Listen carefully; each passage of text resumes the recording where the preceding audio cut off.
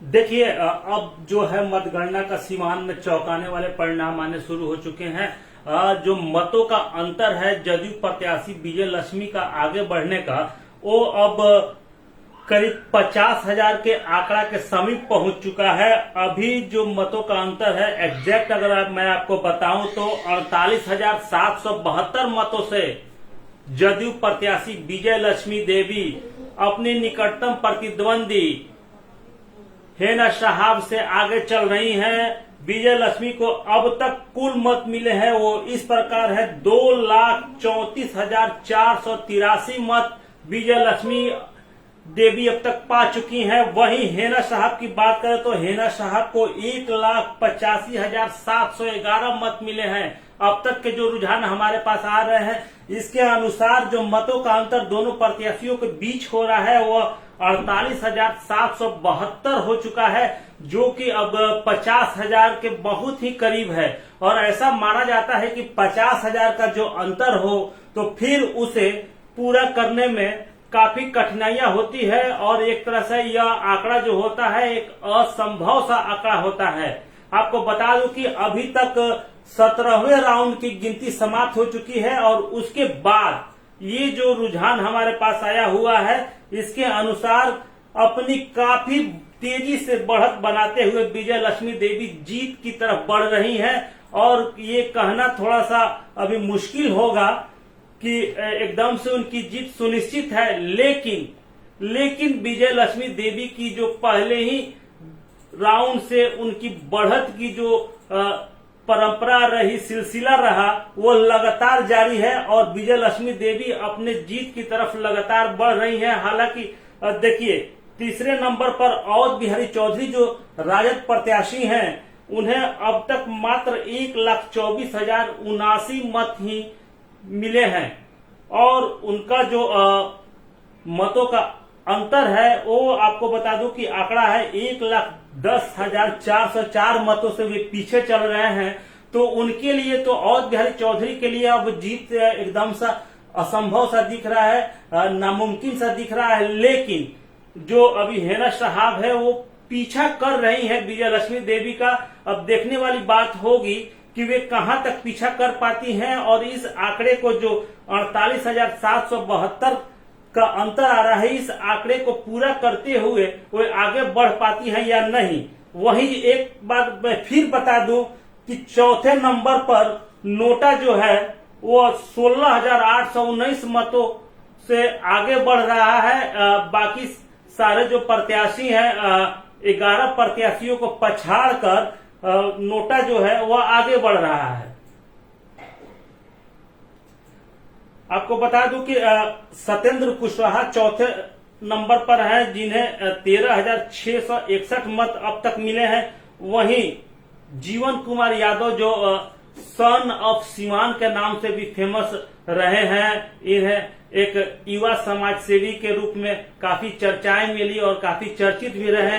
काफी सारे समाज सेवा का इन्होंने काम किया, फ्री मेडिकल हॉस्पिटल की व्यवस्था कराई, लोगों को मुफ्त में खाना पानी, परीक्षार्थियों के रहने की व्यवस्था तक इन्होंने की। लेकिन जिस तरह से लोकसभा चुनाव में इन्हें जो मत मिले हैं अभी तक ये 10,000 का आंकड़ा भी पार कर नहीं पाए हैं। इन्हें अभी तक महज 9,953 मत ही मिले हैं। तो एक तरह से देखा जाए तो चुनाव जो होता है वो पूरी तरह से जनता पर निर्भर होता है कि जनता के मन पर कौन राज कर रहा है और जनता किसे जिताना चाहती है। इसके आगे बढ़े तो बहुजन समाज पार्टी के दिलीप कुमार सिंह हैं जिन्हें 8,143 मत मिले हैं। वहीं डॉक्टर रविंद्रनाथ शुक्ला ये भी निर्दलीय प्रत्याशी हैं, इन्हें 5,637 मत अब तक प्राप्त हुए हैं। वहीं भारतीय लोक नायक पार्टी के संजय कुमार शाह हैं जिन्हें 5,489 मत मिले हैं। स्वतंत्र उम्मीदवार देवकांत मिश्रा को 3,777 मत प्राप्त हुए हैं, जबकि निर्दलीय प्रत्याशी प्रमोद कुमार को 3,300 मत मिले हैं। वहीं बात करें एक अन्य निर्दलीय प्रत्याशी प्रकाश मणि तिवारी की तो इन्हें 2,857 मत अब तक मिले हैं, जबकि एक अन्य निर्दलीय प्रत्याशी महेंद्र सिंह उर्फ महेंद्र राय को 2427 मत मिले हैं और एक अन्य निर्दलीय प्रत्याशी दिलीप कुमार सिंह 1178 मत प्राप्त किए हैं अब तक। तो इस तरह से जो आंकड़ा है बता रहा है कि हेना साहब जिन्होंने काफी मेहनत की थी अपने पिछले 3 चुनाव की अपेक्षा, वे पूरी तरह से जी जान से लगी हुई थी कि किसी तरह इस बार का चुनाव जो है उसमें उन्हें जीत हासिल हो, विजय का मुंह उन्हें देखना पड़े। लेकिन अभी तक जो रुझान आ रहे हैं वो लगता है कि हेना साहब के मंसूबे पर एक बार फिर से पानी फेरने वाला है और जदयू की जो प्रत्याशी हैं विजय लक्ष्मी देवी, वो जीत की ओर लगातार अग्रसर हैं, अग्रणी हैं। अब हम चलते हैं महाराजगंज लोकसभा सीट के लिए कि क्या हाल है वहां का। अभी हम जानेंगे कि महाराजगंज में आखिर क्या स्थिति बनी हुई है। हालांकि मैंने आपको पहले भी बताया कि महाराजगंज में सीवान की अपेक्षा वहां मतों की गिनती तेजी से हो रही है और परिणाम वहां थोड़ा सा ज्यादा जल्दी आ रहे हैं।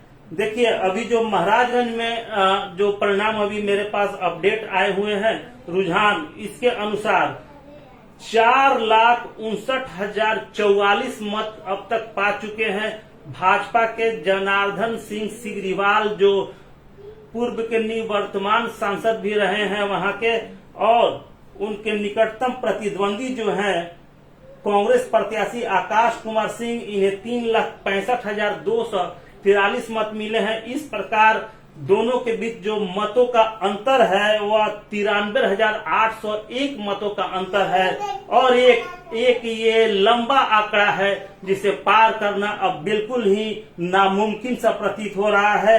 एक तरह से कहें तो जनार्दन सिंह सिग्रीवाल एक बार फिर से महाराजगंज संसदीय सीट पर काबिज होने के लायक हो चुके हैं। अब बस एक औपचारिक घोषणा बाकी है कि वे जीत चुके हैं और जीत का सेहरा उनके सर पे बंधने वाला है।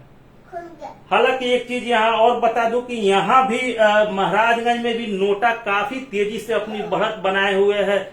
अभी जो हमारे पास डाटा मौजूद है इसके अनुसार महाराजगंज संसदीय सीट में 18,886 अब तक नोटा के मत मिले हैं, यानी कि वहां भी लोगों ने काफी खुलकर नोटा को वोट दिया है, नोटा का बटन दबाया है। वहां 5 प्रत्याशी चुनावी मैदान में थे, लेकिन वहां की जनता का ये मानना है कि ये पांचों उन्हें नापसंद है, राजनीति के लायक नहीं है, उनके जनप्रतिनिधि बनने लायक नहीं है। इसीलिए वहां भी नोटा काफी तेजी से आगे बढ़ता जा रहा है। इस बार के लोकसभा चुनाव में ये देखने को मिल रहा है कि लोगों ने जो बढ़ चढ़कर हिस्सा लिया, इसमें नोटा की भी भागीदारी रही है। नोटा भी अपना एक मुकाम हासिल कर रहा है। महाराजगंज में अगर 2 प्रत्याशियों के बीच कांग्रेस और भाजपा के बीच जहां कड़ी टक्कर है, वही तीसरे नंबर पर नोटा आ रहा है।